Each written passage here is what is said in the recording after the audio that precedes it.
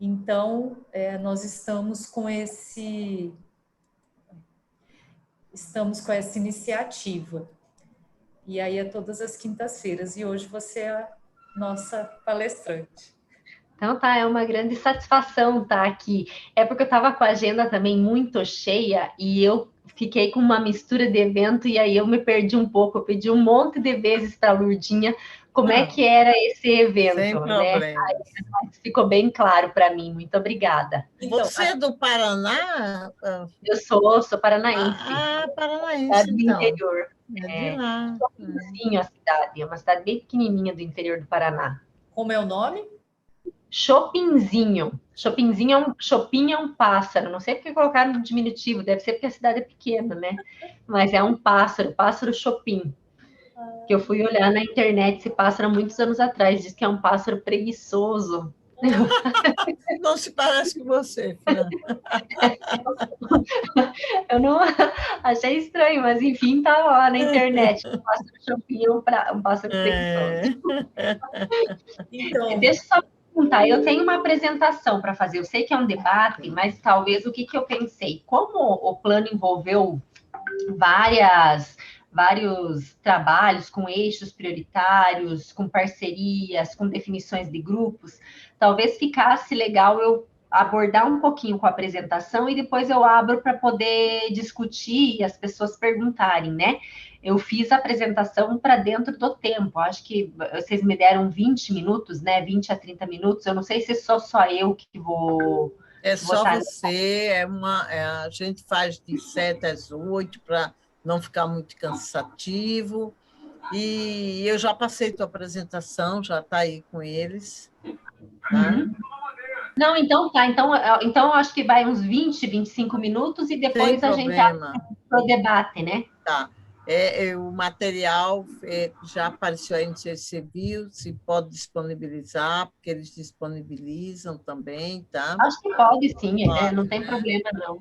Okay. Então, se você, a hora que você quiser, eu já projeto aqui, ou se você quiser projetar, porque daí você vai controlando, Controla, né?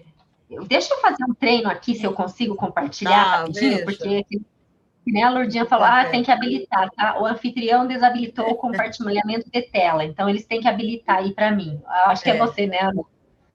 Ela tá. Eu acho que é o... Deixa eu só ver. Celso. Senão também não tem problema. Eu peço para passar, se vocês puderem ir passando. Não, deixa eu tentar aqui, ver se eu consigo. Aqui. Já está aparecendo. Já apareceu. Aí eu fico... Eu não sei como que...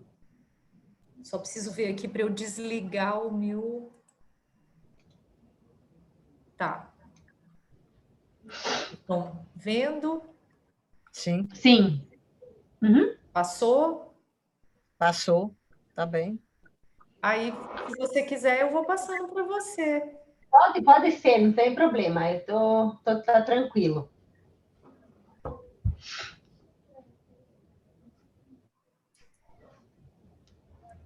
Aí, a hora que vocês quiserem começar, não sei, a gente pode começar, tá? Quer dar mais uns minutos? Deixa eu ver aqui. Mas também posso esperar, não tem problema, Elvira, Isa, Janaína, Raquel, Tatiana. Acho que a gente já está com... Deixa eu ver a hora. 11 participantes, passou 5 minutos. 4 minutinhos só, né? 4 minutinhos. Daniela, estão entrando. Clara. São pessoas fixas que participam desse evento, é isso? Olha, esse evento, não são pessoas fixas, mas tem aqueles que gostam tanto que vêm sempre. Que participam toda vez. Mas é que a gente foi montado lá por nós na assessoria clínica. A gente queria construir um conhecimento e aí a gente fez exatamente primeiro esse, depois esse, tanto que a gente já teve A doutora Daniela, que está aqui, é hematologista, ela já deu uma aula, foi excelente. A Eliane já deu de estudos clínicos. Então, a gente vai fazendo. Termina no dia 10, né, Aninha? Isso. Dia 10 termina, mas o professor Sérgio tem sempre aberto. Agora, o nosso não, o nosso foram 10 para a gente concluir. Né? Legal. Eu vou só, até que não começa, eu vou só pegar minha bolsa aqui do lado para Fique à passar um vontade, pó no vá, meu vá corpo, porque lá. está oleosa a minha testa. Vá sim, vá, por favor.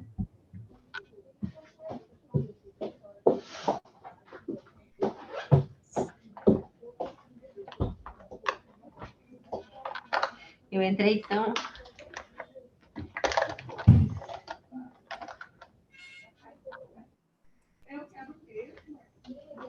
Não trouxe o pó, não adiantou nada. Só trouxe blusa. Mas você está ótimo. Trabalhei o dia inteiro, hoje só um outro estresse, meu Você Deus do ainda céu. está no trabalho ou já saiu? Eu estou no trabalho e eu saio daqui quase todo dia, quase 9 horas da noite. Nossa Senhora. Eu acho que a gente podia começar, né? Para também não ficar tão cansada e Não, tá, eu não tenho problema, não. Bom, então, boa noite a todos. Vamos dar início hoje a mais uma sessão do ciclo de debates, né? Uma parceria do Hub UFPR, Instituto Eco e Biomanguinhos. E hoje a nossa palestrante é a doutora Franciele Fantinato. Ela é a coordenadora do Programa Nacional de Imunização e o tema da palestra dela será o Plano Nacional de Imunização. E hoje nós não contamos com a presença do nosso anfitrião, o professor Sérgio, infelizmente por motivos de força maior, em função do falecimento de um aluno dele, ele pediu para que eu o substituísse. Então, Franciele, passo a palavra para você, fique tranquila com relação ao tempo, não, aqui é flexível o debate, o importante é a gente passar informações e conhecimento confiáveis. Boa noite a todos, é uma grande satisfação poder estar presente nesse evento. Eu agradeço os organizadores, a Lourdinha, a Ana, que está intermediando hoje essa tarefa, e eu trouxe para vocês, então, as questões relacionadas ao Plano Nacional de Vacinação contra a Covid-19, que é um tema que está bastante em evidência, bastante em alta. A gente vê diversas notícias na televisão, nos jornais, nas revistas, e é importante a gente entender todo esse contexto para a gente buscar as informações, como a Ana colocou, com segurança e com confiança. Pode passar.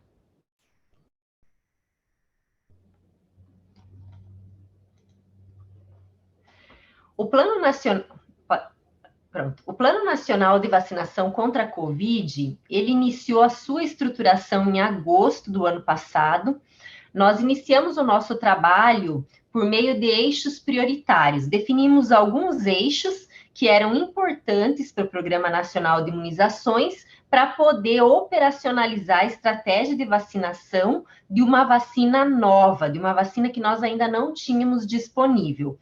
Toda essa estruturação, ela se baseou nas recomendações do OMS e também em documentos, em revisões sistemáticas, em dados brasileiros, para que a gente pudesse fazer a melhor definição e a melhor proposta para a vacinação da população brasileira.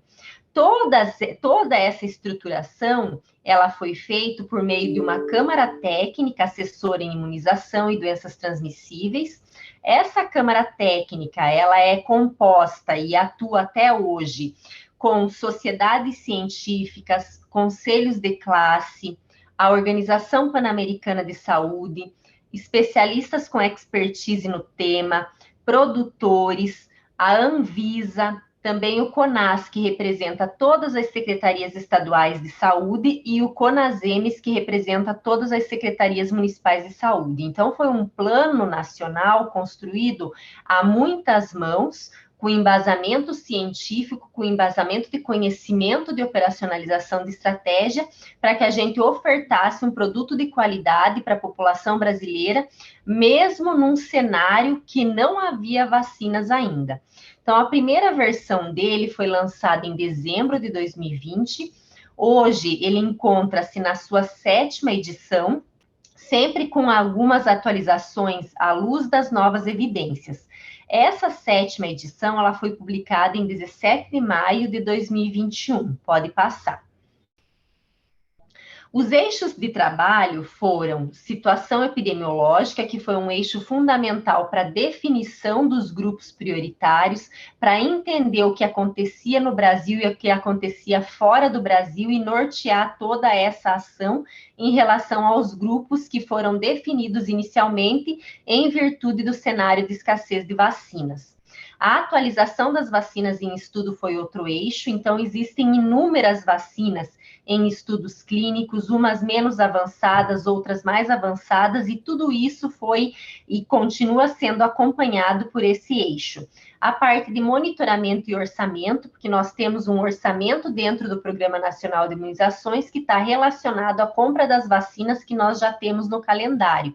Então, precisou-se pensar em um eixo que traz essa vertente do monitoramento e do orçamento.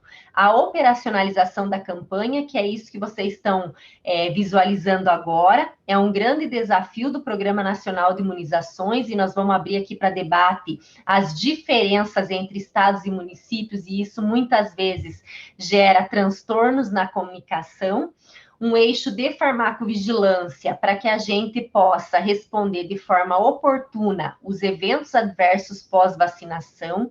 É uma vacina nova, todas essas vacinas elas são novas, há necessidade de se monitorar essas vacinas em condições reais, então precisa se avaliar a segurança dessas vacinas e esse eixo trabalha esse contexto. Os estudos de monitoramento pós-marketing, que envolve também a parte de segurança da vacina, mas estudos importantes também de efetividade e de impacto. Como que essa vacina, ela se comporta na população real, quando você faz a vacinação em massa, quando você não tem um ambiente controlado. Um eixo que trabalhou o sistema de informação, o PNI trabalhava com sistema com dados agregados para a campanha. Essa campanha optou-se e houve a necessidade de se trabalhar com um sistema nominal em virtude do rastreamento desse indivíduo por se tratar de uma vacina nova, uma parte de monitoramento, supervisão e avaliação que entrou desde o início para verificar os cenários de disponibilidade de vacina e agora também com avaliação dos indicadores para que possamos verificar necessidades para tomada de decisão. Um eixo da comunicação, para que a gente tenha uma comunicação efetiva. A comunicação ela ainda está muito aquém daquilo que precisa, mas existe um eixo para fazer essa discussão também. E um eixo de encerramento da campanha, que nós não temos ainda a finalização dela com data exata, uma vez que a gente depende muito da entrega dos produtores em relação às vacinas que são disponibilizadas ao PNI. Pode passar. As principais discussões nessa Câmara Técnica, com todo esse grupo, entrou alguns assuntos importantes que foram a avaliação de riscos, a definição dos grupos prioritários, a atualização dos denominadores, um protocolo de farmacovigilância, os indicadores de monitoramento do plano e da campanha, o intervalo entre as doses, a coadministração de vacinas, o sequenciamento genômico de falhas vacinais, a equipe de resposta rápida para evento adverso pós-vacinação e também as estratégias de vacinação. Tiveram outros assuntos também, mas as principais discussões, elas permearam por esses itens citados. Pode passar. Quais foram os critérios para definição dos grupos-alvo? Então, trabalhou-se primeiramente pensando-se na preservação do funcionamento dos serviços de saúde e também na proteção dos indivíduos com maior risco de desenvolvimento de formas graves e óbitos, e também o trabalho com algumas populações vulneráveis. E, na sequência, a proteção dos indivíduos com maior risco de infecção e a preservação do funcionamento dos serviços essenciais. Para a definição dos fatores de risco associados tanto à hospitalização e o óbito por Covid-19, trabalhou-se numa extensa literatura nacional e internacional, desculpa, não tão extensa assim, porque ainda tem limitações de dados, né, mas com base na literatura nacional e internacional, e também na avaliação dos dados do CIVEP-GRIP, que é onde estão inseridas as informações de Covid-19 da nossa população. Também identificou-se populações vulneráveis e o potencial ocupacional para definição de alguns grupos essenciais. Pode passar. Então, esse é o cenário que nós temos hoje de grupos prioritários para vacinação. Então, nós elencamos numa ordem sequencial, né, num ordenamento do número 1 até o 29, porque nós estamos num cenário de escassez ainda de vacina. Esse produto é um produto que todo mundo está buscando, o mundo inteiro está buscando. Então, existe uma escassez em relação ao produto. Então, nós tivemos que, dentro dessas prioridades, já elencadas aqui e citadas por que foram elencadas, ter que definir ainda prioridades dentro delas. Então, nós colocamos um ordenamento para que a gente possa ir cumprindo de acordo com aquilo que a gente está recebendo. Pode passar. Então, nesse momento, nós estamos vacinando as pessoas com comorbidades, as gestantes e puérperas com comorbidades e as pessoas com deficiência permanente cadastradas no BPC. Pode passar, que é um benefício de prestação continuada, que traz mais um elemento de vulnerabilidade para esse indivíduo, além da sua condição de deficiência.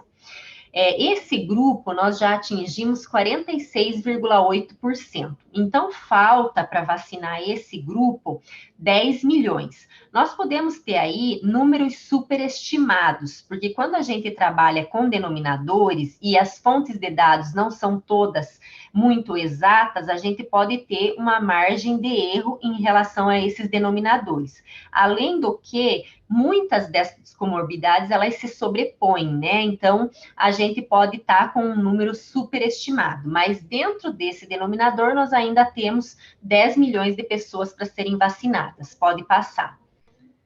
Mas nós já vacinamos um percentual das forças de segurança e salvamento e forças armadas, fazendo também uma vacinação escalonada dos trabalhadores, mais restrito àqueles que estão envolvidos nas ações de combate à Covid-19. Então, foi emitida uma nota técnica com toda essa orientação, que eles fizessem essa estratificação para atender, primeiramente, aqueles que estavam no combate à Covid-19. Também adiantamos agora os trabalhadores de transporte aéreo, com um percentual de 78%, e dos trabalhadores portuários, com um percentual de 100%, tendo em vista a possibilidade de entrada de novas variantes no país, e um exemplo que nós tivemos foi em São Luís, com a variante indiana. Então, pode passar. Então, daquele 10 mil que eu passei no slide anterior, que está faltando de comorbidade, mais esses quantitativos desses grupos, nós temos ainda 11 milhões para serem vacinados. Pode passar. Pode passar. E ainda falta esses outros grupos que estão em preto. Então, todos esses que estão com a cor mais clara, eles já foram atendidos, alguns não na integralidade, que foram os percentuais que eu passei anteriormente. Mas os que estão em preto ainda precisam ser atendidos. Então, vamos lá, pode passar.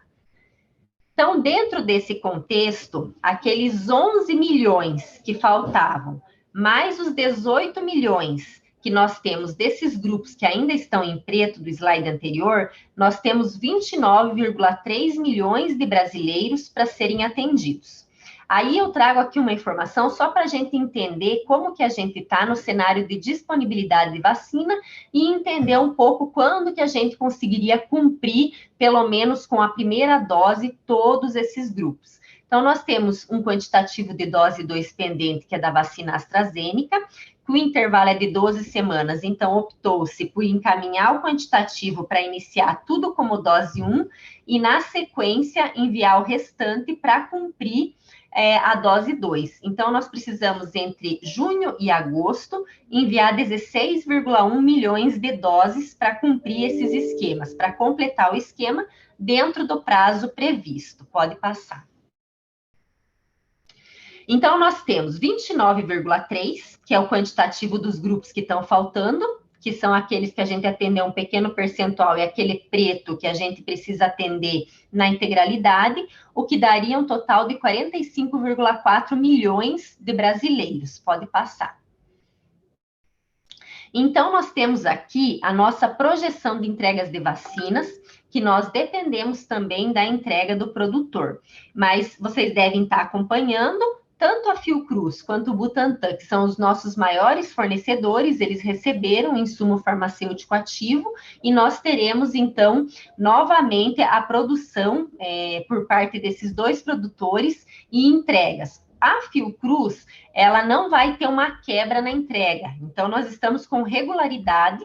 Desde que a Fiocruz iniciou a distribuição, a gente tem mantido o cronograma regular.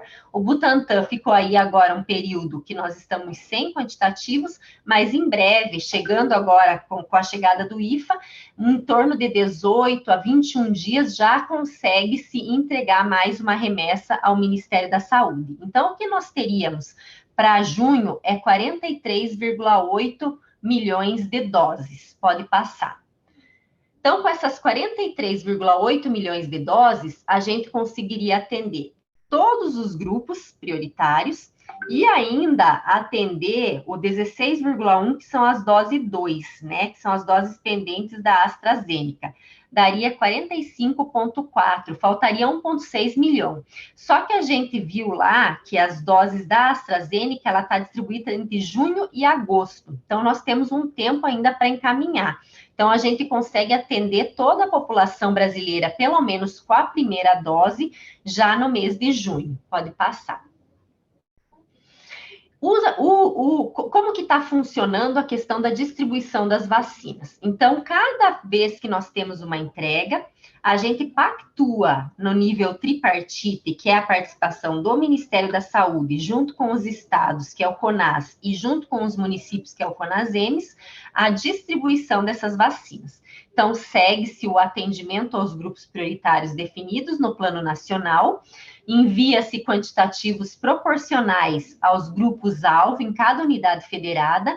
Isso depende sempre da quantidade de dose que está sendo disponibilizada naquele momento e considera o esquema vacinal em 2 doses e o tempo de intervalo. Então, às vezes, teve momentos que nós mandamos a dose 1 e dose 2 casada, para a vacina do Butantan, onde o intervalo é menor, de 28 dias, e da AstraZeneca nós sempre mandamos a dose 1 e depois a dose 2. Em um momento também mudamos a estratégia com a vacina do Butantan para entregas, mas houve um desordenamento em alguns estados e alguns municípios que avançaram no plano nacional sem uma recomendação efetiva do Ministério e acabou faltando as doses 2. Mas o Ministério da Saúde conseguiu cumprir com aquele quantitativo. Todas as pautas de distribuição, elas estão informadas no site do Ministério. Então, embaixo tem o site que dá para procurar e tem o plano e também os informes técnicos. Então, cada informe técnico orienta o uso dessa vacina. Então, tem saído informe técnico semanalmente. Pode passar. O início da vacinação, ela começou em 18 de janeiro com 6 milhões de doses. Hoje nós temos 3 vacinas que estão no PNI, no Programa Nacional de Imunizações. A AstraZeneca, que é uma parceria com a Fiocruz, a Sinovac, que é uma parceria com o Butantan, e a Pfizer. Então, foram 21 pautas de distribuição de vacinas até o dia 25 de maio.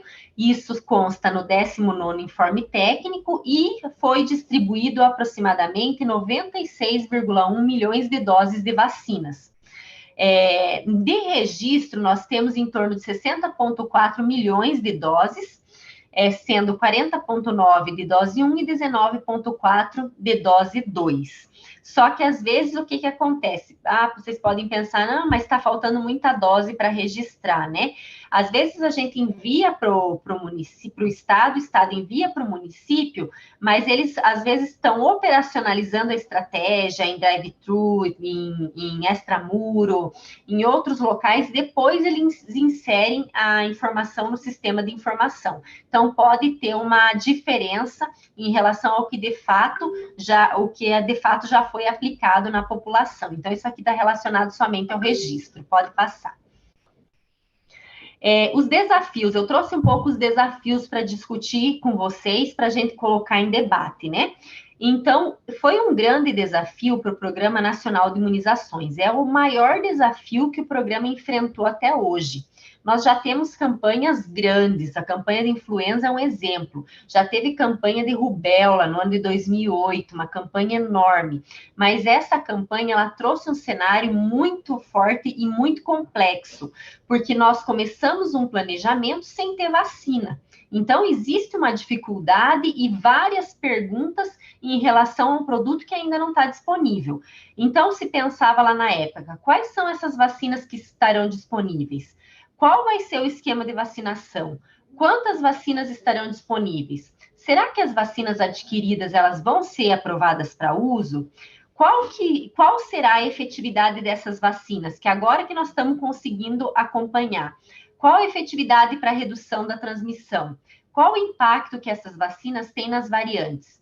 Qual a segurança e efetividade das vacinas em grupos especiais? Então, eram perguntas que a gente levantava na época, que a gente foi até atualizando esses questionamentos e hoje ainda existem muitas dúvidas. Essas vacinas, elas foram produzidas num tempo muito curto. Geralmente, as vacinas, elas demoram mais tempo para serem produzidas. Então, gerou um cenário de grande incerteza em relação a alguns aspectos. Pode passar. A necessidade de uma tomada de decisão rápida também em cenário de grande incerteza. Precisamos comprar a vacina, precisamos saber se essa vacina é boa. Então, isso traz uma grande incerteza e uma grande insegurança também, mas havia necessidade de uma tomada de decisão rápida. Desde o primeiro documento do programa, quando começou a pandemia e quando começou-se a falar em vacinação, o primeiro documento que saiu do Programa Nacional de Imunizações já saiu com a solicitação de um quantitativo de 400 milhões de doses de vacinas. Então, mesmo num cenário de incerteza, a gente que está no PNI, a gente conhece o quanto vacina é custo efetiva. Então, valia a pena apostar em todas as vacinas. E então, a gente colocou já no primeiro documento que nós precisávamos de 400 milhões de doses. Então, a melhor estratégia de vacinação também foi pensada. Vamos trabalhar com um grupo de risco para forma grave? Vamos trabalhar com um grupo mais exposto? Vamos fazer a preservação do serviço essencial ou vamos fazer a preservação do grupo de risco? Vamos fazer regionalização ou fazer vacinação uniforme no país? Quais são os fatores de risco para as formas graves da Covid? Elencar os fatores de risco levou uma revisão, né, uma revisão da literatura, um trabalho baseado em evidências para entender quais eram esses fatores. Mas ainda podem existir ausência de evidência ou evidência de ausência. O que é isso? Pode ser que tenha algum fator de risco, mas não foi estudado ainda, então não tem como a gente saber. Então, essas evidências, elas estão muito em construção. Então, é um desafio constante, um desafio diário para que a gente possa fazer essas atualizações e aprimorar o plano nacional. Pode passar. Outra questão importante, o desafio para a comunicação. Então, uma necessidade de tomar decisões nesse cenário, muitas vezes impede a existência de consenso. Então, isso é um desafio para a comunicação, porque a gente precisa passar segurança, a gente precisa passar informação correta, informação com credibilidade, só que às vezes as evidências elas também são limitadas, e então isso se torna um grande desafio para a comunicação. E existem outros movimentos falando também mal de vacinas, então é difícil muitas vezes de você lidar com esses cenários, né? E aí a gente, dentro da nossa perspectiva da definição dos nossos objetivos, a gente seguiu em frente, sempre escutando a opinião de especialistas, mas com possibilidade de crítica dos especialistas ou dos próprios influenciadores com opiniões divergentes. Então, quando se está construindo evidência, isso é um processo natural. Então, houve bastante crítica dentro desse processo. Pode passar. E a necessidade, então, de conciliar os anseios de diversos setores da sociedade. Então, uma expectativa da chegada dessa vacina. Então, lá em dezembro, que a gente achava que ia chegar em dezembro, o plano organizado para iniciar a vacinação e a vacina que não chega, e uma expectativa enorme que essa vacina chegasse, todo mundo com uma esperança muito grande que a vacina vem para solucionar todos os problemas, né, relacionados à pandemia. Então, criou-se uma expectativa muito grande em relação à chegada da vacina. O interesse de múltiplos grupos, das entidades, pressão de organizações sociais, nós respondemos mais de 80, 90 documentos por dia de organizações sociais querendo ser inseridas no plano, querendo entrar na ordem de vacinação de forma antecipada. Então, tem sido um processo bastante difícil e bastante complexo. Ainda a escassez de doses de vacina para contemplar todos os grupos simultaneamente. Se tivéssemos vacina para contemplar todo o grupo, 78,4 milhões de brasileiros, teríamos condições de fazer uma vacinação chamando todos os grupos. Nós temos uma fortaleza, que são os municípios, que são as salas de vacinação. A gente tem 38 mil salas de vacina. Então, nós teríamos condições de fazer essa vacinação de forma mais rápida. Mas estamos trabalhando nesse cenário de escassez. Pode passar. Eu estou quase terminando, tá? Ainda os aspectos logísticos, trabalhar com múltiplas vacinas, com esquemas diferentes, com conservação diferente, uma incorporação de vacina que tem necessidade de uma estrutura nova, os freezers de ultra baixa temperatura, exemplo de vacinas de RNA, que hoje nós temos a Pfizer, isso também foi e continua sendo um desafio para o Programa Nacional de Imunizações, a vacinação em locais remotos. E as lições aprendidas, né? A importância de um planejamento com antecedência, a necessidade de se assumir risco, a aquisição de vacinas mesmo antes dos resultados dos estudos de fase 3, a definição de estratégia de vacinação mesmo com incertezas, mesmo com evidências ou ausência de evidências. Então, isso são lições aprendidas pelo Programa Nacional de Imunizações e que a gente vai levar e construir todo esse processo para outros cenários que possam vir a acontecer. Pode passar. A necessidade de revisão e atualização frequente. Essa é uma grande lição e que ela vem sendo executada com grande frequência.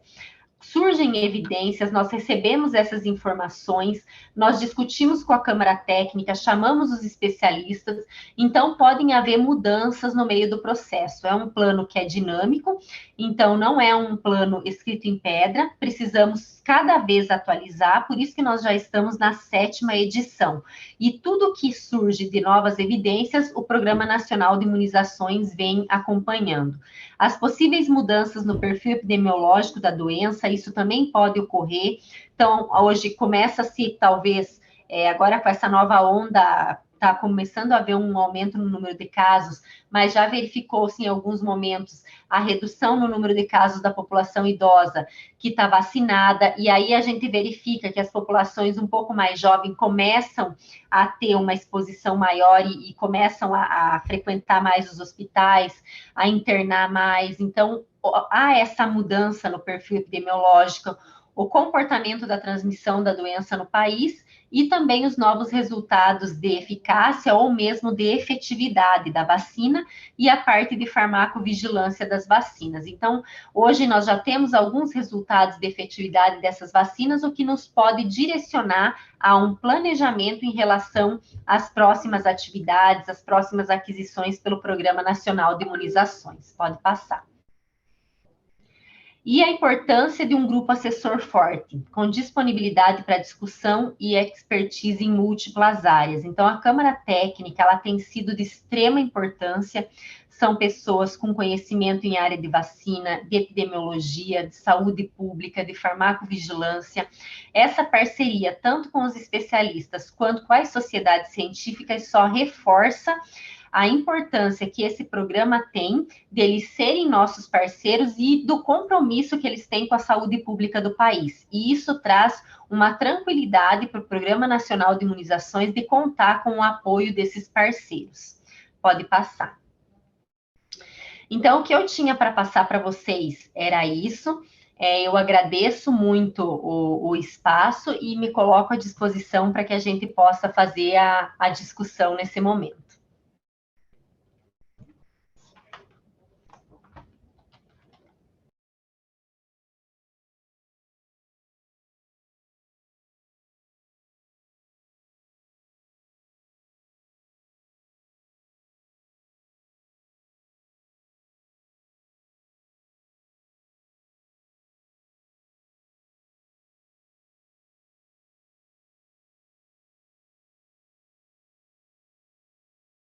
A gente não está escutando, Ana, está fechado o microfone. A substituta do anfitrião deu uma confundida aqui aqui na hora de fechar a apresentação. Só um minutinho que eu tô... Celso, você poderia me dar uma ajudinha para tirar a apresentação? Oi?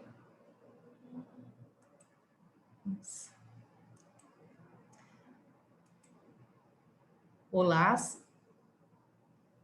Deixa eu ver se eu consigo fechar.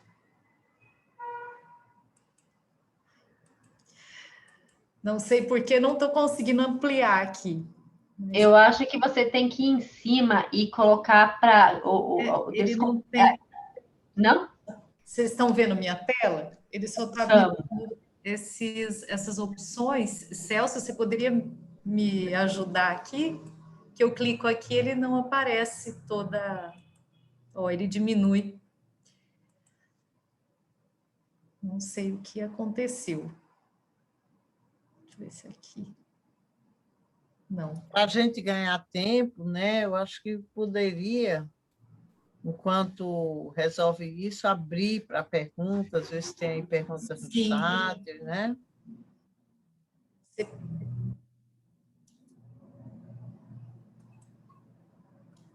Não está aparecendo para mim aqui o chat. Deixa eu falar com o Celso aqui, porque realmente está com um probleminha. Oi, Ana, boa noite. É a Amanda, tudo bem? Nossa Amanda voltou. Tudo bem? Franciele, obrigada pela... Vocês estão me escutando bem? Bem, estamos escutando bem. Franciele, obrigada pela apresentação. A gente tem visto aí o esforço grande, né, do Programa Nacional de Operacionalização da Imunização nesse momento, né, dando resposta rápida. Eu queria, assim, a gente tem 3 vacinas disponíveis, né? Agora a Coronavac está um pouco indisponível, mas deve retomar. Como tem sido isso na prática ali no posto de saúde, de 3 diferentes apresentações de vacina, né? Como é feito esse preparo dos profissionais? Queria que você comentasse um pouco isso. Certo, muito obrigada, Amanda, pela pergunta. Esse é um grande desafio, né? Eu até coloquei na apresentação, você trabalhar com vacinas diferentes, com esquemas diferentes, né? Intervalos diferentes. Então, nós temos aí a Coronavac, que é 28 dias. Nós temos a AstraZeneca e a Pfizer, que nós estamos utilizando o intervalo de 12 semanas, para poder acompanhar essas 2 vacinas. A gente optou por fazer 12 semanas da Pfizer também, com conhecimento nas evidências já disponíveis em outros países, mas é um grande desafio. A necessidade de uma capacitação desses profissionais para o registro dessa vacina, que a maior complexidade que se tem é a questão de o indivíduo voltar para a unidade de saúde e saber qual vacina ele tomou para poder tomar a segunda dose da mesma vacina, pois hoje nós não temos estudos de intercambiabilidade. Então, eu não posso fazer a vacina da Coronavac e na segunda dose fazer da AstraZeneca, ou vice-versa. Eu não posso fazer essa mistura de vacinas hoje.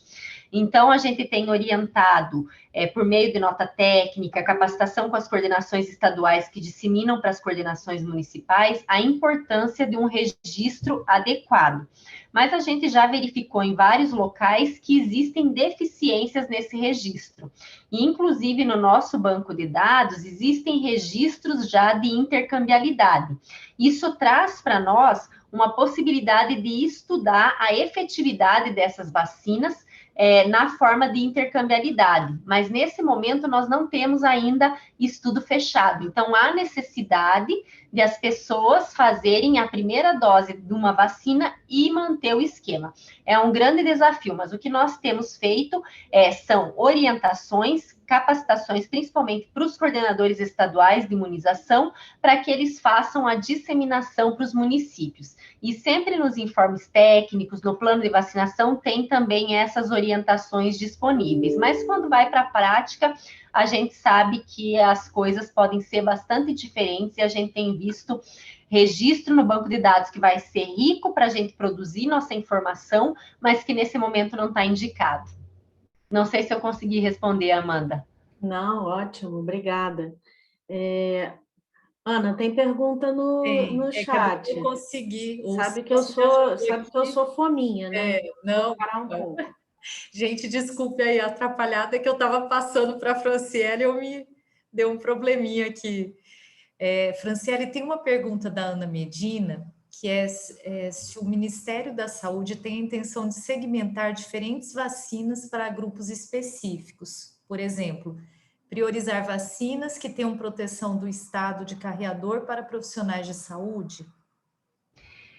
Então, a gente hoje começa a ter um pouco mais de resultado dos estudos, né? Então, a gente, à luz desses resultados, começa a planejar algumas questões no Programa Nacional de Imunizações, que nesse momento, claro, elas não vão ser ainda compartilhadas, porque o nosso objetivo inicial é vacinar toda a população brasileira com as vacinas que nós tivermos disponíveis. Então, é importante que a gente vacine a população com aquela vacina que está disponível. Temos hoje já uma orientação específica para gestante, tanto para gestante quanto para puérpera, que deve iniciar o esquema com as vacinas Pfizer e Coronavac. Então, isso já é uma orientação nossa para utilização em um grupo específico. Mas existem, sim, à luz de novas evidências, já existem algumas discussões dentro do Programa Nacional de Imunizações que a gente vai estar compartilhando em tempo oportuno. E, nesse momento, eu até peço desculpas, eu acho que não seria o caso de a gente adiantar, porque eu acho que a importância nesse momento é de a gente trazer segurança para a população brasileira e de a gente se vacinar com aquilo que tem de disponível. E conforme esses estudos vão saindo, essas evidências vão ficando robustas, a disponibilidade de imunobiológico também fique mais fácil, fique melhor, a gente consegue trabalhar com segmentos. Eu não sei se ficou a contento. Perfeito. A Ana respondeu que obrigada e concorda plenamente. Perfeito. Eu fiquei pensando aqui, vendo a sua apresentação, Franciele, pensando o quanto de incertezas e, ao mesmo tempo, o quanto no momento de extrema ansiedade, né? Então, realmente essa questão da comunicação é algo que é fundamental, né? Isso é... E, na verdade, assim, o que eu vejo, Ana? A gente, assim, eu vou dar minha opinião pessoal, agora CPF, não é nem como coordenadora do PNI. A nossa comunicação, ela precisa melhorar muito. A gente está muito aquém daquilo que a gente tem necessidade para esse momento. As pessoas não sabem qual é o grupo que está sendo chamado. Houve um desordenamento no nível nacional, nós somos um país continental, 5.570 municípios, Então, a comunicação, ela precisaria estar muito mais ativa, muito mais presente, para que a gente pudesse trazer mais segurança para a população. Eu tenho feito um esforço para puxar essas pautas de comunicação, mas eu acabo também entrando num cenário de tantas demandas que a gente tem dificuldade também de a gente comunicar. Então, a gente precisa de auxílio e de apoio para essa comunicação. Então, eu acho que agora a gente está entrando num momento em que a comunicação está melhorando. A gente já vê aí algumas campanhas que você vê no nível nacional, né, em televisão, na Rede Globo, em alguns locais que são de alta, que as pessoas assistem, que as pessoas visualizam. Então, eu acredito que agora a gente começa a melhorar um pouco. Eu não sei se vocês viram a campanha da família do Zé Gotinha, ela está muito bonita, ela está uma campanha bastante bonita e ela está sendo mais divulgada. Agora, hoje, a comunicação ela é um desafio, porque existe mídia social, existe televisão, existe rádio. Então, cada um vai ser atendido por uma dessas mídias. Então, precisa ter uma capilaridade em todas essas mídias para poder atingir o objetivo, né? Então, acho que a gente precisa melhorar muito. É um grande desafio a nossa comunicação. É um grande desafio. Amanda, você quer perguntar? Eu estava lendo hoje um artigo de um economista dizendo, do ponto de vista dele, né, sugerindo que para acelerar a vacinação, poderia se vacinar não só grupos prioritários, mas retomar o grupo por idade, né? Aí eu li e fiquei pensando assim, né, que já é um país tão grande, uma população, né, tão diversa, essa dificuldade de comunicação. Falei, bom, a ideia é ótima, né, mas se fosse assim, a gente vacinava todo mundo e não tinha regra nenhuma. Eu queria te escutar um pouco, porque eu fiquei um pouco... Eu sou médica, não me apresentei, mas eu vejo claramente que não poderia ser bem assim, mas queria escutar de você. Amanda, então, num primeiro momento, a gente construiu o plano com aqueles objetivos principais, né? Então, primeiro, manter a força do setor saúde, a manutenção da força de trabalho do setor saúde, que a gente precisava, eles estavam na linha de frente. Já risco de complicação e óbito, que na época era mais a população, e ainda é, né? A população idosa, a população com comorbidade, e a gente fez um segmento da manutenção do funcionamento dos serviços essenciais. Mas tem sido bastante difícil, porque cada etapa exige uma comprovação de registro, que se fosse por faixa etária, operacionalmente, seria muito mais fácil, porque você leva um documento de identificação, ele vai ver sua idade e pronto, você comprova a sua condição e você faz a vacina. Só que a gente precisa pensar um pouco melhor em relação às comorbidades. Agora que nós estamos finalizando, a gente já atingiu 48%, eu acredito que nas 2 próximas semanas a gente finalize o grupo de comorbidade.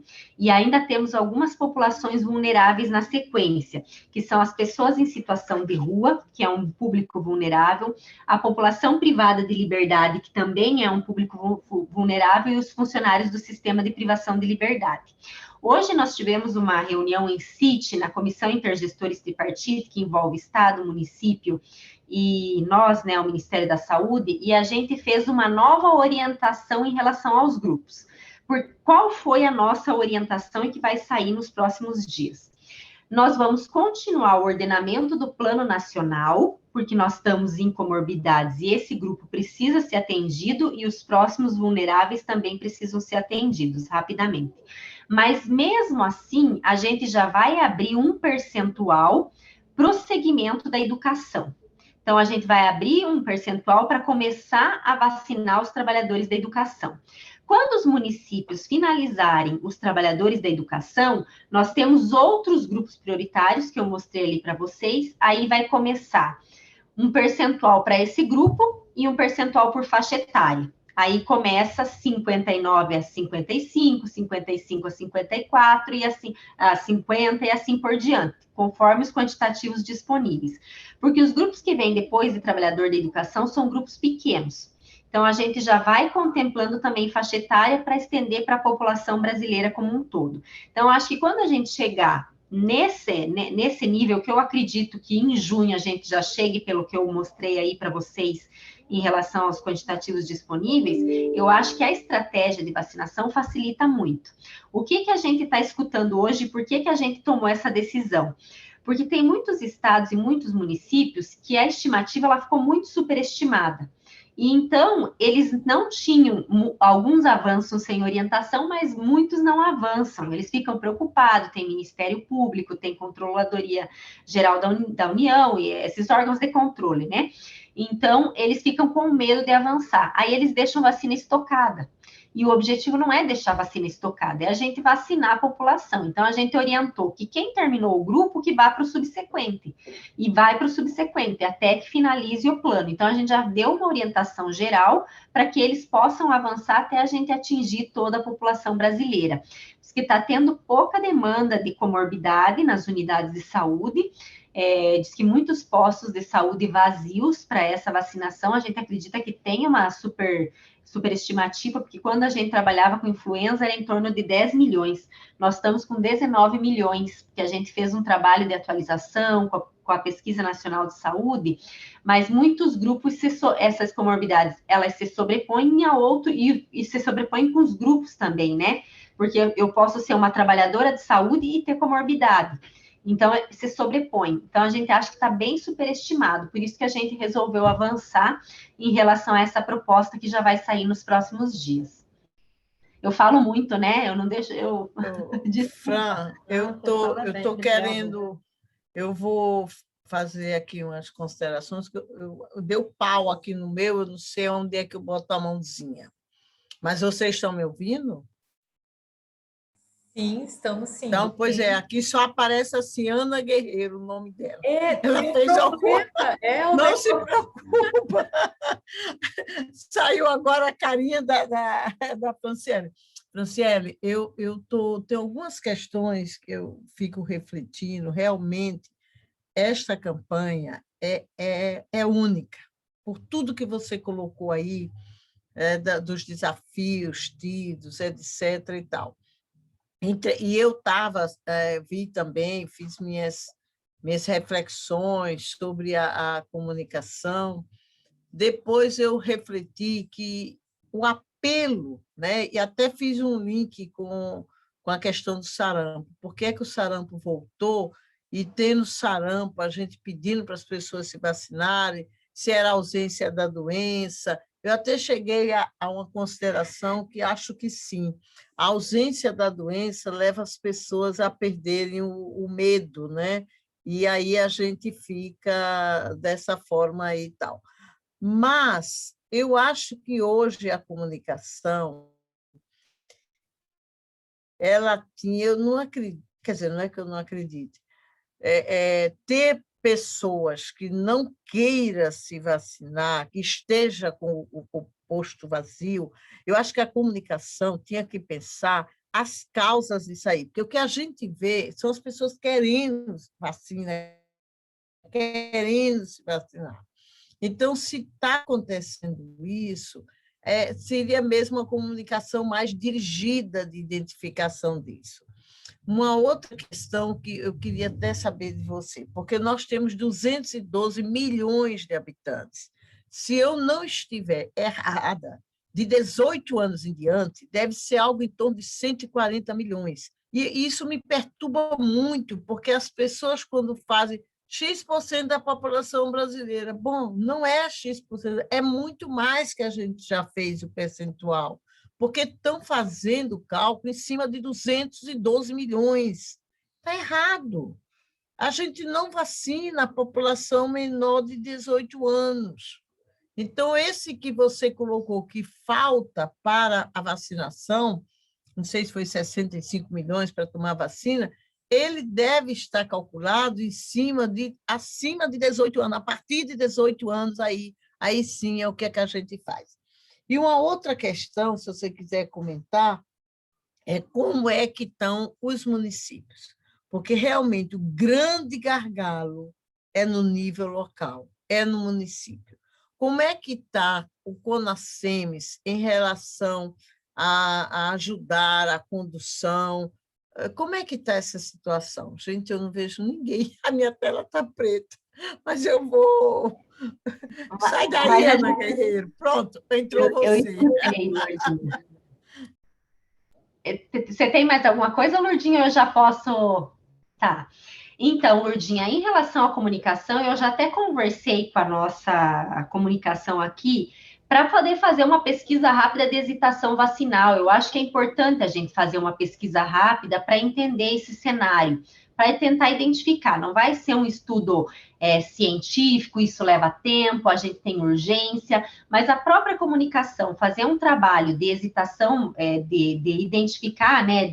A gente pode ajudar na elaboração do questionário para poder fazer as perguntas de hesitação vacinal e a gente entender esse processo é de extrema importância.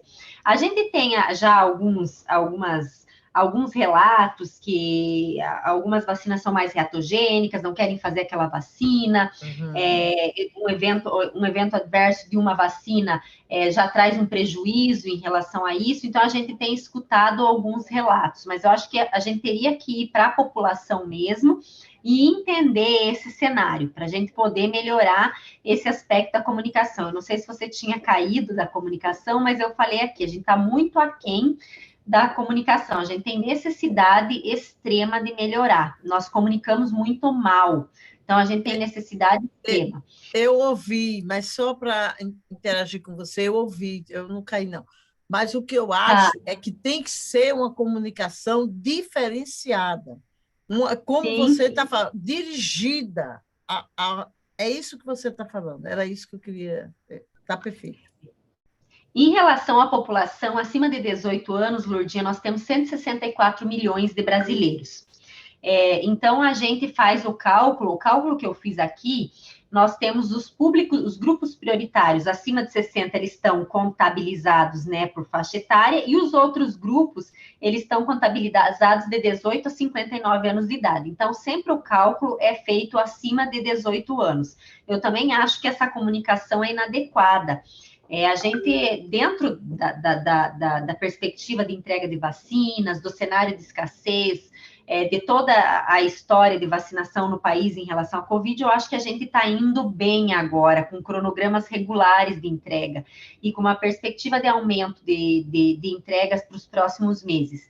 Eu acho que o segundo semestre, ele vai ser um grande diferencial em relação a conseguir atingir esses públicos de forma mais rápida. Então, eu estou com uma expectativa, agora em junho já, estou com uma expectativa que a gente vai conseguir avançar mais rapidamente. Em relação aos municípios, a gente tem sido muito parceiro de CONAS e CONASEMES, né? Nesse caso, os municípios é o CONASEMES, que por meio dos COSEMES, que existem os COSEMES regionais que trabalham com seus municípios, né? Eles têm feito ações nos municípios de comunicação. Nós temos 2 cursos, né? Um curso que, inclusive, é uma parceria com a Fiocruz e o outro curso que é uma parceria com o CONASEMES, para chegar mais próximo desses municípios para poder capacitar e comunicar. Eles vêm trazendo, e como eles estão muito em contato com os gestores municipais, eles trazem muitas demandas. Mas o que a gente sabe, Lourdinha, e isso não é de hoje, e é algo que a gente precisa aprimorar, é que a gente está com dificuldade de recurso humano. Os municípios não investem muito em recurso humano. E aí é uma dificuldade, porque a sala de vacina tem um técnico que faz tudo. Ele faz o registro, ele aplica a vacina, ele segura o bebê, então ele orienta o adulto. Então, assim, a gente precisa, aqui dentro do Ministério, até nós aqui, eu acho que a gente precisa se aproximar um pouco mais da atenção primária, que é quem executa a ação de vacinação, e começar a trabalhar com definição de equipe mínima para essas salas de vacina e que isso possa ser atendido, porque a gente vê um desgaste. Nesse momento, o desgaste é maior ainda, porque muitos profissionais foram direcionados somente para atendimento de Covid, os profissionais estão esgotadíssimos. Então, a gente vê um esgotamento em escala. Esse esgotamento vem do nível federal. Tem dia que eu tô esgotado, não tenho energia para fazer uma discussão, né? E eu sei que eu não posso, que a gente precisa ter energia para discutir nesse momento. Mas você vai para os teus coordenadores estaduais de imunizações, você vê que a energia é a mesma ou menor, porque está todo mundo cheio de demanda, todo mundo atolado, com pouco investimento em recurso humano, então é uma situação muito difícil. Para os municípios, mais dificuldade ainda, porque é eles que recebem cidadão. Então, é uma escala de desgaste e uma questão que precisa ser trabalhada. Eu não sei se a gente consegue ter isso como legado nesse momento, que seria o momento de investir em recurso humano, mas eu acho que nesse momento não se consegue, está todo mundo atolado e tem outros gastos também com Covid, com questões de internamento e outras questões relacionadas, não acredito que esteja sendo feito um investimento forte em recurso humano. Então, não sei se isso fica delegado, mas a gente precisa, enquanto programa, pensar no fortalecimento das equipes de vacinação. Então, está muito desgastado. Então, era mais ou menos isso que eu queria comentar. Perfeito, perfeito. Essa parte da capacitação, do número em sala de vacina, ainda tem a questão do registro online, é impraticável isso. E outra coisa, Lourdinha, os profissionais, a gente ainda tem em sala de vacina profissionais muito comprometidos. Então, são pessoas que vestem a camisa. Só que, assim, o trabalho está muito maçante, então está todo mundo muito cansado. Você acaba não tendo a energia necessária para executar as ações nesse momento. Então, está um cenário bastante difícil, está um cenário bastante complexo. Eu vou fazer uma última pergunta e vou sair para voltar, porque está tão gostoso, mas está horrível como eu estou. Assim, eu sei que vocês devem estar buscando as universidades, as escolas,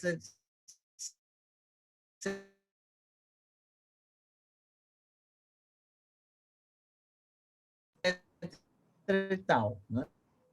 Lourdinha, não escutei nada, a tua conexão está ruim. Tá falhando. Não escutei nada da tua pergunta. Porque não é porque a pessoa... Alguém me escuta? A gente está te escutando, só que está muito falhada o seu áudio. Alguém me escuta? Sim. Franciele, eu vou sair e tento voltar. Não. Franciele, esperando a Lourdinha retornar, eu fiquei escutando você falar dessa questão da exaustão, enfim, né, que a gente sabe que isso está generalizado, né, e na sociedade, né, e aí eu fico pensando para essas equipes, né, que eles, é o que você falou, eles vestem a camisa, acreditam, né, na questão do plano em si, da política, do plano da vacina, e de repente se deparar com aquelas situações em que, embora eu acho que tem, de um modo geral, está tendo uma adesão muito grande à campanha de vacinação, né? À aceitação da vacina. Mas realmente eu acho que a gente está sentindo assim esse cansaço mesmo, né? De ter que volta ao tema da comunicação, né?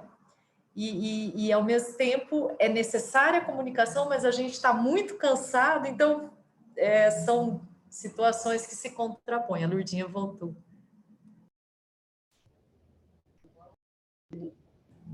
Ana, eu concordo com você. É um desgaste enorme, todo mundo tem sentido, né? Esse desgaste. E a gente tem aí uma campanha que está pela metade, né? Então a gente ainda tem muita coisa para fazer, muita coisa ainda para aprender, muita coisa ainda que talvez a gente tenha que alterar. Tem coisas que, à luz das novas evidências, a gente vai ter que começar a pensar, dependendo dos resultados de estudos, tem que revacinar, não tem que revacinar, então são coisas que precisam ser pensadas. Então, é um cenário que a gente vê, não, a gente já chegou na metade, está faltando pouco? Não está faltando pouco, está faltando muito, porque a gente está construindo evidência. E em cima dessas evidências, talvez a gente precise tomar novas decisões, né? Então, essa é a última que eu faço. Então, nessa linha, eu te pergunto uma coisa. Vocês já discutiram, já pensaram se fazer uma única dose da AstraZeneca?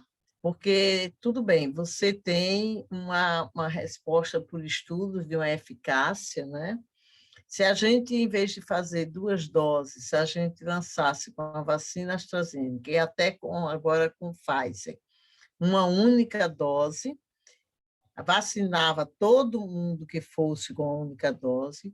Coronavac, não. Coronavac, acho que 30 dias a gente fazia a segunda dose também por conta da eficácia. Vocês pensaram nisso? Estão discutindo isso? Então, em relação à Coronavac, você já bem colocou, e não tem estudo também com dose 1, né? Então, fica bastante inviável fazer uma estratégia com a Coronavac com dose 1. Em relação à Pfizer, a gente mudou o intervalo justamente por isso, né, Lourdinha? Porque em bula está preconizado 21 dias. Então, a gente acabou vendo alguns estudos do Reino Unido, do Canadá, então a gente visualizou esses estudos e a gente optou por ampliar esse intervalo para poder atingir essa população num tempo mais curto, né, com a primeira dose. Em relação à AstraZeneca, e aí você pode até me corrigir e me ajudar, mas parece que já saíram, e eu não sei se já não saiu estudo até com a própria Pfizer, que teve uma redução na resposta, né? E parece que a OMS, num prazo maior, parece que até a OMS, eu não estou totalmente atualizada, então eu peço desculpas, mas parece que até a própria OMS parece que vai ampliar o prazo dessas vacinas para 6 meses, mas ela não está ampliando pela questão da imunogenicidade, da resposta imunológica a longo prazo, mas sim pelo cenário de escassez de vacina. Então, eu acredito, Lourdinha, que agora em junho, a gente está com déficit de 16,1 milhão de dose 2, né? Então, nós não temos mais nada para pagar de dose 2 no primeiro momento. Então, eu acredito que até junho a gente consiga vacinar toda a população. Então, talvez, nesse momento, não há mais necessidade de se repensar nisso, porque a gente tem um quantitativo relativamente pequeno para mandar, vai começar a vencer ainda, e eu acho que antes mesmo de vencer essas doses 2, a gente já conseguiu vacinar a população com a dose 1, né? Mas já foi pensado, sim, mas não foi levada a discussão aprofundada, né? Mas, claro, você pensou, sim, em fazer uma dose que se atingiria mais rapidamente, mas talvez a gente, nesse momento, tenha perdido a oportunidade, né? Porque agora a gente já está num cenário um pouco melhor e não está com um déficit muito grande e ainda tem tempo para pagar essas doses. Então, tudo que nós vamos iniciar agora é dose 1 mesmo. É isso que eu quero dizer. Não tem muita dose 2 para completar. É tudo mais dose 1.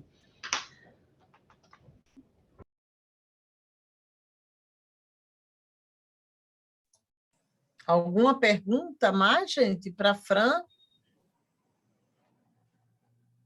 Cadê a nossa companheira? Amanda, Amanda, tem uma pergunta? estou devolvendo, Amanda. Eu fico muito curiosa com a questão da cadeia de frio da Pfizer, né? Porque é muito novo, né? Não só aqui no Brasil, é uma, uma logística muito nova para o mundo inteiro. E para o nosso país, apesar da excelência da vacinação, da nossa expertise, né? Da nossa tradição e eficiência, eu fico pensando muito, né, em como realmente incorporar sem muitas perdas, né? E podendo atingir o máximo possível de pessoas, com o grande desafio que deve ser. Então, eu fico curiosa, assim, de te perguntar como é que você está vendo isso. A vacina da Pfizer, desde que ela surgiu para nós, já nos deixava de cabelo em pé e preocupada em relação a isso, porque a gente não tinha e não tem estrutura para trabalhar nos 5.570 municípios com essa plataforma, né? Mas, assim, é uma vacina que vem se apresentando com resultados muito bons, né? Tanto de efetividade quanto de segurança. Então, é uma plataforma que talvez ela venha para ficar. E que a gente não vai conseguir fazer uma implantação em 100% do país. Mas eu acho que a gente precisa começar a fazer esse movimento. Então, nós iniciamos a estratégia de vacinação com a Pfizer, eu acredito que tenha sido mês passado, né? Eu não lembro de cabeça a data exata que a gente começou a distribuir, mas a gente fez 7 capacitações com as coordenações estaduais e com as coordenações municipais das capitais, para poder abordar todos os aspectos relacionados a essa vacina. Porque quando ela chega, ela fica numa temperatura de menos 80 por 6 meses. Quando ela vai para a temperatura de menos 20, cai para 14 dias. Quando ela vai para a temperatura de 2 a 8, é 5 dias. Então, você tem que dar uma vazão muito rápida e aplicar essa vacina muito rapidamente. Então, tem que ser uma estratégia muito organizada. Então, a gente fez nas capitais, selecionando dentro das próprias capitais, locais para fazer essa vacinação. Então, não foi aberto, isso foi uma discussão e uma construção conjunta com os estados, para todas as salas de vacina, senão você diluía muito o quantitativo, não concentrava aquela aplicação e você poderia ter um dano maior, uma perda maior, né? Então, a gente elencou pontos de vacinação, fez alguns cálculos, utilizamos algumas fontes que nós tínhamos para calcular quantos pontos de vacinação deveriam ser trabalhados por capital e iniciamos a estratégia dessa forma. Foi bem nas capitais, não tem sido relatado grandes perdas, né? Nós temos o sistema de queixa técnica, não tem sido relatado grandes perdas, mas nós temos preocupação na ampliação para os 5.570. A gente começou de novo um trabalho, porque aí muitos municípios falaram que tinham capacidade de deixar menos 20 por 14 dias e dar vazão no seu próprio município 2 a 5 dias. Então, a gente fez novamente um levantamento, então, de 27 capitais, já se ampliou para 1.200 municípios.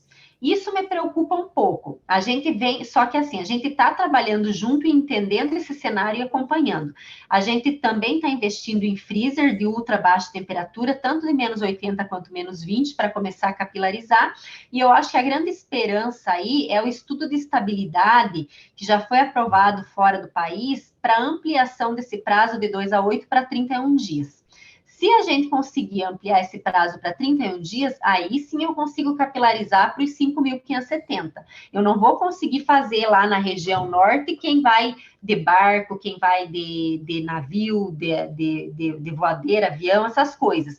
Mas eu consigo, dentro da região, dos municípios da região norte, dentro da sala de vacina, colocar a vacina de 2 a 8 em 30 dias, claro, numa lógica estruturada, com um trabalho feito pelo Ministério da Saúde, junto com a coordenação estadual e junto às coordenações municipais. Então, esse estudo de estabilidade, ele foi submetido pela Pfizer para a Anvisa na sexta-feira. Eu pedi para a nossa equipe para reforçar com a Anvisa, fiz um documento via sistema eletrônico solicitando urgência na análise do tema, para a gente poder fazer essa ampliação. Então, acho que a gente tem que ter cuidado, mas a gente não pode também ficar engessado, porque a gente precisa tentar capilarizar para poder oportunizar que a população brasileira tenha essa vacina. A gente vai acompanhar, a gente tem feito um trabalho extensivo, a gente fez umas 7 ou 8 capacitações, antes de começar a vacina foram 7, depois a gente fez mais algumas capacitações, sempre com a presença da Pfizer. A Pfizer também se colocou à disposição para apoiar em loco, alguns locais que estavam inseguros, que estavam com dificuldade. Então, assim, eu tenho insegurança, mas ao mesmo tempo eu acho que a gente precisa avançar e investir um pouco e ampliar essa vacinação. Esse estudo de estabilidade a gente ganha em 2 momentos. A gente ganha na temperatura de menos 20, que parece que de 14 dias vai para 28, então você dobra esse tempo, e você ganha na temperatura de 2 a 8, que de 5 dias vai para 31. Então, melhora demais o cenário. Menos 20, nós temos em todas as centrais estaduais, e eu acredito que em todas as centrais regionais, que são 273. Então, a gente tem estrutura menos 20. E aí, nós vamos investir um pouco com menos 20 também em alguns locais. E Eu falo, a temperatura de menos 80 seria só para transporte, para essa longa distância, assim? então, a temperatura de menos 80, a gente está investindo em alguns freezers que vão ficar em pontos, provavelmente em capitais, né? Nas centrais estaduais da rede de frio, porque ela pode ficar a menos 80 por 6 meses. Então, a gente, dentro da própria estrutura da nossa central, está sendo aprimorada para receber os quantitativos, porque a gente vai receber logo no segundo semestre, ali em julho, eu acho que entre julho e agosto, 87 milhões. E outubro, novembro e dezembro, 100 milhões. Então, nós também estamos aprimorando a nossa capacidade para armazenar menos 80, mas a gente precisa que, pelo menos, as capitais, elas tenham menos 80 também, as centrais da rede de frio estadual, para a gente poder dar vazão no quantitativo que chega aqui e passar para eles. Aí eles têm 6 meses para abastecer as centrais regionais ou vai direto para o município. Aí, se for para uma menos 20, pode ficar 28 dias. Se for de 2 a 8, aí pode ficar 31 dias com essa nova estrutura. Agora, sim, talvez eu esteja falando besteira, mas eu acho que é isso. A menos 80, se você tirar de menos 80 e ir para menos 20, eu acho que você pode voltar a menos 80. Mas quando você tira de menos 20 para 2 a 8, você não pode mais voltar. Então, parece que tem essa questão também. Eu não me lembro de cabeça. Eu sabia isso, mas é muita informação. Acho que eu acabei, mas eu acho que é isso. Tá ótimo, obrigada. Então, o PNI se reinventando aí, mais uma vez. Tranquilo, muito, muito, muito bonito isso para a gente ver. Fran, hoje eu li aquela nota técnica sobre vacinação de gestante. Tem um grupo do CRM que eu participo, é uma eterna discussão, né? Que acha que tem que vacinar todas as gestantes, etc. Eu li, e fiquei numa dúvida, até a minha equipe que estava comigo, não, Lúcia, não é assim. A pergunta é bem direta. Independente de ter ou não ter vacina, está preconizada vacinar todas as gestantes, tenham ou não comorbidade, né? Seguindo de coisa, tenham ou não comorbidade, vacinar todas as gestantes. Eu sei que gestantes que tenham aqueles sinais, eles fizeram a primeira dose com AstraZeneca, vai lá lactando 5 dias, tal, toma a segunda dose. Mas eu queria que você falasse um pouco sobre isso. Você tem de cabeça? Tem. Lourdinha, então, num primeiro momento, a nossa decisão inicial foi vacinar gestante e puérpera que tivesse dentro dos grupos prioritários. Então, se ela era uma trabalhadora de saúde, ela podia vacinar. Se ela era uma indígena, ela podia vacinar. Aí nós fomos avaliar os dados epidemiológicos e a gente verificou, e também as evidências, né, científicas, que gestante, ela tem algumas complicações relacionadas à questão de ter COVID, né, alguns desfechos negativos, tanto no que diz respeito a óbito e a parte de abortamento, prematuridade e essas questões. Isso já está um pouco descrito. Então, e como o número de casos de COVID, que a gente colocou que são 20 em 100 mil gestantes, a gente pensou numa discussão conjunta com a Câmara Técnica, não, o Brasil vai fazer a gestante e a puérpera como um grupo prioritário. Então, a gente colocou gestante como grupo prioritário e puérpera, independente de ser de um grupo de trabalhador de saúde, independente de ter comorbidade ou não. Eu gestante, sou saudável, vou lá e me vacino. Aí, a OMS ainda continua indicando a vacinação só de quem está dentro do grupo prioritário e se tiver comorbidade, mas sempre fazendo uma avaliação de risco-benefício. Aí surgiu um evento adverso, que foi bastante divulgado na mídia, estudou-se, viu uma possível causalidade com a vacina, não tenho como dizer que tem relação causal, porque a OMS ainda não reconheceu isso, mas tem todos os critérios para ter uma associação causal e não temporal. Mas aí a gente voltou a discutir. Só que a gente levantou o dado assim, nós temos 20 casos para 100 mil. E nós temos um evento de trombose para 100 mil. Ainda é muito positivo vacinar. Só que saiu uma nota da Anvisa com a suspensão e a interrupção da vacinação com a vacina AstraZeneca. E também algumas comunicações da Anvisa em relação a não vacinar gestante, porque na bula a Coronavac e a Pfizer são B, natural para gestante, e C, a AstraZeneca, né?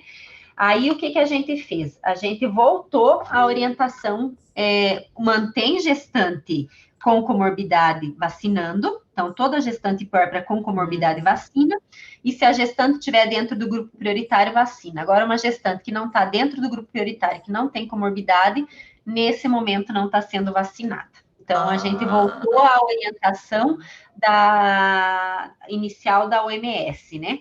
A gente acabou voltando à orientação inicial, mas com possibilidade de rediscussão. Então, hoje a gente leu a nota, não sei se o Paulo está aí, quem leu comigo de manhã, e eles duvidaram comigo, porque eles entenderam que era toda e qualquer gestante. E a outra então, dúvida que ficou, não está claro, não está claro. E a outra questão é porque logo no início, eu tinha até a numeração, não sei se era 10.12, está falando de ter a indicação do médico. A pergunta é, precisa para qualquer um, mesmo estando recomendação do PNI para vacinar esse grupo que você falou, ainda... Então, Lourdinha, isso também, no início, não era feita uma avaliação de risco-benefício e uma indicação. O médico mandar lá a recomendação? Desculpa, Lourdinha, eu te cortei porque eu achei que você tinha parado de falar, mas eu acho que era a tua conexão.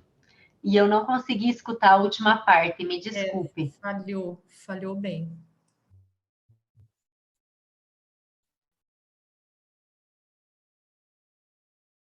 Lourdinha, acho que ela quer continuar respondendo, Franciele? Ela falou da prescrição, né? Então, hoje a gente optou por ter prescrição médica, porque a gente entende como a gente está orientando só gestante puérpera com comorbidade, que elas fazem um pré-natal, né? Então, elas têm acesso ao serviço. É impossível que uma gestante e puérpera sem complicação, com complicação, com comorbidade, ela não esteja vinculada a algum serviço, né? Em algum momento ela pode ter ido a esse serviço. Então, a gente acredita que possibilite, que não seja difícil ter essa prescrição. Mas teve diversas discussões que não era para ser exigido, mas por causa dessa suspensão da Anvisa e dessa falta também de chancela da OMS, a gente acabou tendo um pouco mais de cautela e exigindo, nesse momento, a prescrição e a descrição também da comorbidade. O que, para mim, eu acho que dificulta um pouco, sabe, Lourdinha?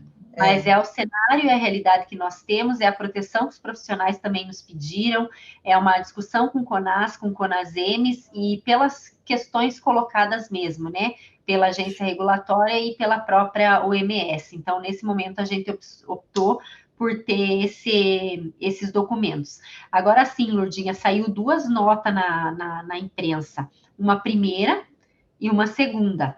Então, talvez tu não tenha entendido que tu tá com a primeira. Então, me fala depois qual é a nota que você tem, só para eu ver se você tá com a nota certa, porque se você tiver com a nota certa, então a gente precisa esclarecer um pouco mais. Acho que foi a 441, a gente está lendo direto, eu acesso.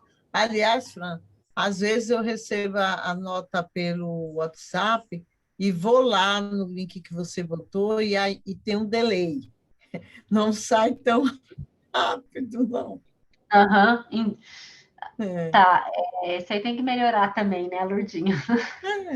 Tá, vocês estão... É a vida, né? Voltamos à questão da comunicação, né, Fran? É a vida. Ai, meu Deus, que difícil, né? Mas, assim, a gente está tentando fazer um esforço para melhorar a comunicação. mas eu tenho consciência que tem muito o que fazer. Eu até tinha proposto uma comunicação única e exclusiva aqui para o PMI, né? Porque eles não querem que formem núcleos dentro das secretarias, que já existe a assessoria de comunicação, que é vinculada ao ministro, e os núcleos de comunicação em todas as secretarias. Mesma coisa com a parte jurídica.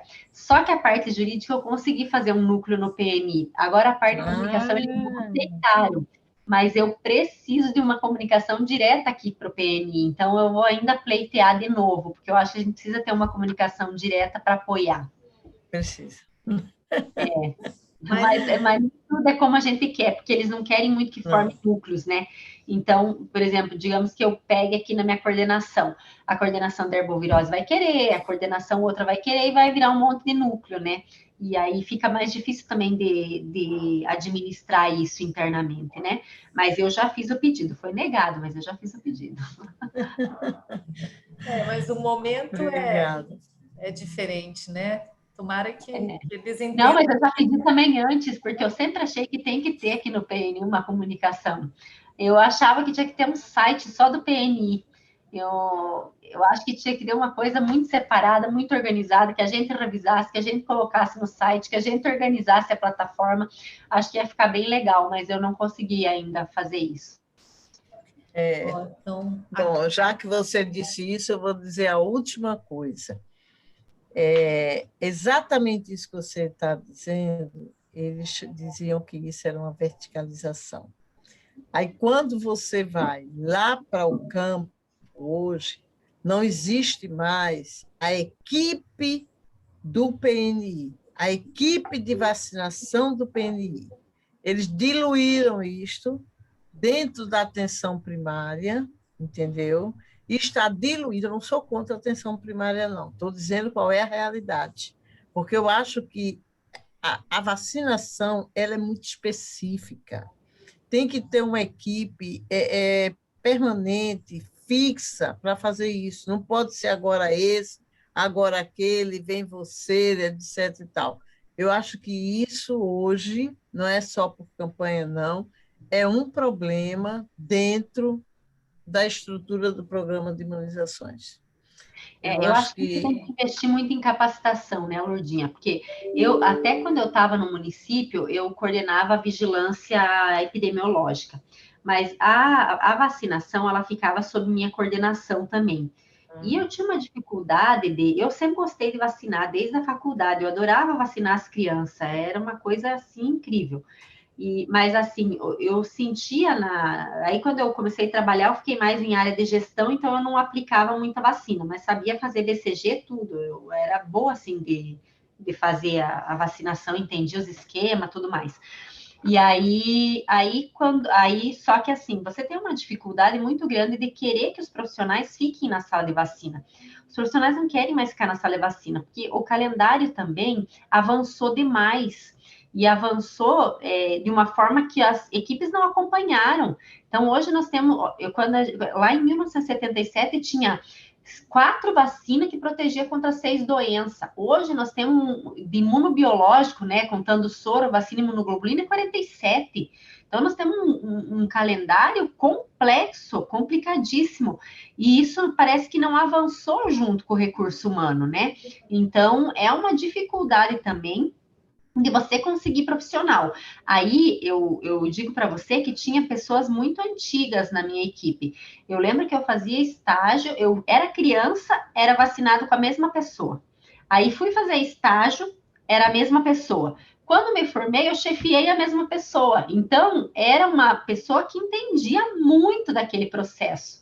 E faz uma grande diferença. Só que eu acho que a gente precisa investir em capacitação e fazer com que mais profissionais estejam envolvidos nesse processo. Mas esse calendário complexo, as pessoas fogem do calendário. Eu lembro na faculdade, ninguém queria entender o calendário de vacina. Eu sempre gostei do calendário, sempre acreditei muito em vacina, mas assim, não é todo mundo que gosta, não. Não é que gosta, não, que se sente, talvez, preparado, né, para assumir essa função. É algo que precisa capacitar muito, né? E tinha muita capacitação presencial, né, Lourdinha? Aquelas capacitações que você ia, você mostrava a caixa, você mostrava como montava a caixa, ambientar o gelo, deixar o gelo chegar a zero para depois colocar. Era uma coisa muito envolvente, muito legal. Acabou um pouco isso, né? Então, se perdeu um pouco no meio do caminho. Essas coisas teriam que retomar, porque são coisas positivas, né? A doutora Carla está ali, levantou a mão. Franciele, boa noite. Muito obrigada pela sua fala, assim, pela sua disponibilidade. A minha pergunta, eu nem ia perguntar, estava quietinha aqui, mas eu realmente fiquei, porque a gente fica muito curioso, né? Eu concordo inteiramente com essa sua fala final, assim, eu vejo que as pessoas têm uma resistência até a pegar o calendário vacinal e me incluo no sentido de que eu sou reumatologista e as indicações vão ficando cada vez mais específicas, e às vezes as pessoas fazem perguntas que eu sempre falo, eu prefiro conferir, eu prefiro fazer a conferência. E aí, nesse sentido, assim, eu te pergunto, será que a gente está avançando um pouco em ferramentas tecnológicas que esses profissionais... Porque, né, eu sempre fico, eu falo, a equipe sabe disso, eu fico sempre incomodada do iFood eu pedir comida e chegar eu saber o tempo que vai chegar a comida e pedir com todas as especificações e a coisa chegar. E numa coisa tão importante, né, que é a vacinação, a gente não consegue avançar numa ferramenta que seja disponível, ampla e palatável, assim, agradável de você entrar né? E queria te ouvir um pouco o que você pensa disso, assim, porque com certeza você pensa nisso, né? Porque quem está com um problema na mão fica, poxa, podia ser tão assim, podia ser tão assado. Mas muito obrigada, desde já. Muito obrigada, Carla, pela sua pergunta. Então, a questão eu acho que a gente está falando um pouco de registro, né? A questão de registro, ela é um grande desafio, porque o PNI trabalhou há muitos e muitos anos com dado agregado. Então, eu não sabia qual indivíduo estava vacinado. Então, muita gente tem 10 doses de febre amarela e muita gente não tem nenhuma. Muita gente tem 3, 4 esquemas de hepatite, mas muita gente não tem nenhuma. E eu não consigo ter essa visão histórica. Agora a gente começa com o sistema nominal, que a gente não colhe o fruto hoje, né? A gente vai colher o fruto lá na frente. Só que a gente tem uma deficiência, eu acho que não é só o PNI, é algo muito mais amplo a nível de ministério, com a parte de sistemas. Então, a gente tem uma dificuldade em aprimorar esses processos relacionados a sistema de informação. Então, a gente vem implantando o sistema nominal desde o ano de 2013. Só que esse sistema nominal, ele tem uma série de dificuldades e que ele está precisando passar por um processo de reformulação. Aí nós começamos a fazer um processo de reformulação, veio a pandemia. Na pandemia, que campanha era só dado agregado, a gente começou a trabalhar com dado nominal. Então, existe a proposta do Conect SUS, que é para o cidadão tirar o seu certificado eletrônico e tudo mais, mas você tem que estar na base de dados, na RNDS, que é a Rede Nacional de Dados em Saúde. Então, esse processo, ele leva um pouco de tempo. Eu acho que na minha gestão eu não vou conseguir colher esse fruto. Eu acho que eu estou fazendo dentro das possibilidades que nós temos hoje, tentando fazer melhorias. A gente tem um departamento de informática do Ministério da Saúde que lida com isso. Eu estou tentando, mas só que eles lidam com todos os sistemas do Ministério. Então, o que eu estou tentando fazer? Eu comecei a trazer uns técnicos em informática para o PNI, para começar a ter um pouco mais de independência e para poder também fazer uma discussão com os técnicos do DataSUS, porque parece que a gente não se conversa, porque eu tenho técnicos na área que entendem da vacinação, mas eu não tenho técnicos que entendem do sistema. Aí, quando vai lá para o DataSUS, eles só têm técnicos que entendem do sistema. Então, eu estou trazendo também técnicos de informática, só que eles também precisam pegar o processo de trabalho da vacinação para poder também unificar e começar a melhorar. Agora, sim, eu vejo que é um processo lento, que tem essa iniciativa, eu acho que tem que ser nominal mesmo, não dá mais para fazer dado agregado, mas a gente vem com essa iniciativa, eu nem trabalhava no PNI, eu trabalhava em município, desde 2013, começando com olha, para ter uma ideia, já foram vários sistemas. Tinha CIU, API, o CIU eu acho que era de dose, armazenamento de dose, aí API, aí ICS, um monte de sistema fragmentado e que eles não se conversam. Então, agora está tentando se fazer todas essas integrações. Não é um processo fácil, mas espero que a gente consiga avançar aí, mas não é um problema só do PNI, é um problema de sistemas do Ministério como um todo, é uma grande, do país como um todo, é uma grande dificuldade, né? Muito obrigada. Bom, acho que encerrou já as perguntas. Franciele, tem muitos elogios aqui à sua apresentação. A Tainá falou que a sua fala sobre os profissionais de enfermagem, sala de vacinação foi perfeita, parabéns. A Ana Medina fala do desafio do calendário vacinal, que é enorme mesmo, e a rotatividade da sala é muito alta, e parabeniza pelo engajamento e inspiração, e agradece pela aula e pela discussão, foi muito enriquecedor. Então, em nome do grupo, né, do professor Sérgio, que infelizmente hoje não pôde estar aqui, em nome da equipe, a qual a Carla é a nossa coordenadora, e a nossa chefe maior é a doutora Lurdinha, eu agradeço pela sua disponibilidade em estar aqui e pela excelente fala, e agradeço pelo excelente trabalho que tem feito, né? E a gente vê, é visível para a gente o quanto você é envolvida, e é uma coisa natural, né? Você fala assim muito tranquilamente, e frente a esse cenário, né, que está sendo desafiador, né? Mas parabéns, e esperamos em breve, talvez, uma nova fala com desafios superados, e enfim. Mas parabéns e sucesso. Parabéns mesmo, viu, Franciele? Muito obrigada por ter atendido ao nosso pedido, que a gente sabe como está a sua agenda, tá?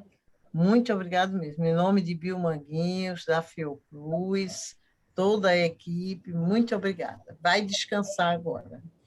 Eu quero só agradecer também, porque eu fiquei muito feliz de participar desse evento, porque a gente poder passar a informação é muito bom, porque a gente recebe muitas críticas e muitas vezes as pessoas não sabem o trabalho que está sendo desenvolvido e a dificuldade que a gente tem em executar esse trabalho, né? E não é todo momento que a gente consegue, de fato, comunicar, e nem tem tantas oportunidades, muitas vezes, de comunicar. E para mim foi um grande prazer. Eu acho que isso até, esse evento, me deu até uma energia, assim, para continuar, porque tem dias que a gente fica muito cansado e desanima e tudo mais, né? Mas eu acho que a gente tem que ter um propósito, assim, eu tô disposta, eu já espernei aqui dentro várias vezes que ia pedir a conta, mas eu tô, assim, disposta a continuar, a tentar pelo menos deixar esse quantitativo de vacina vindo de forma regular, organizado, porque assim, eu falo muito, né? A parte de. Eu fui fazer a vacina agora, eu me vacinei com a vacina da AstraZeneca, né? Foi aqui em Brasília, o serviço estava organizadíssimo a vacinação. Eu fiquei na fila, foi drive-thru, 1 hora no carro, mas foi muito organizado. Quando eu comecei a chegar, começou a me dar uma ansiedade, começou a me dar uma alegria, e aí eu pensei, cara, a gente fez todo esse trabalho, é isso que importa, a vacina chegar no braço, as pessoas chegarem lá e estarem felizes, com uma esperança que aquilo vai dar certo, que é uma esperança para o país, né? E a gente que entende, as pessoas que entendem vacina sabem o quanto é uma intervenção custo-efetiva. Então, isso é uma coisa que me trouxe uma emoção, assim, eu fico até emocionada agora de falar. Me trouxe uma emoção muito grande de estar lá na fila e pensar, nossa, é um privilégio de ter chegado a minha vez. Então, é uma coisa muito legal, né? Eu agradeço. Obrigada a você, querida. Troca de energia, um grupo pequeno, é isso que a gente tenta com o ECO, né? A gente pode conversar, e tenha certeza que aqui as pessoas que estiveram e ainda estão aqui, elas vão conseguir multiplicar isso, dizer, não, mas não é assim, eu vi, porque aqui você teve a oportunidade da gente fazer a gente entender. Muito obrigada. Muito obrigada, tá? Tchau. Tchau, querida. Dia 3/6, a gente tem o tema de infodemia, que dá uma continuidade também ao, né? A ideia é o que a gente falou aqui muito da comunicação. Eu acho que é muito legal. Muito obrigada, tá, gente? Tá, Tchau, tchau. tchau, tchau, tchau.